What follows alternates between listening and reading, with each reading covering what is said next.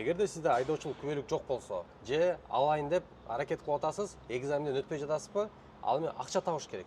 Эмне кылам десеңиздер, мына ушул сыяктуу лабону аласыздар, жана такси кыласыздар. Бул лабого айдоочулук күбөлүктүн кереги жок. Анткени болгону 2 киловатт. Комплектациясында эмнелер бар десеңиздер, мына өзүңүздөр көрүп тургандай 4 фарасы бар, айнек сүргүчү бар жана бул жакта суу чачкан механизми бар.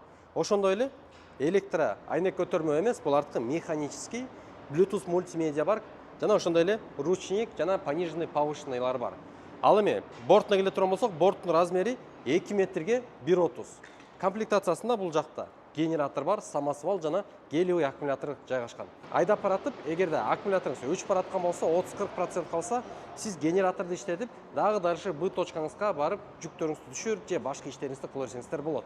Жана ошондой эле самосвал бар, эгерде көң, кыйыктан башка бир шагыл кумдар жүктөй турган болсоңуздар, кыйналып кол менен түшүрүп отурбай, өзүн эле электрический көтөртүп, түшүртүп койсоңуздар болот.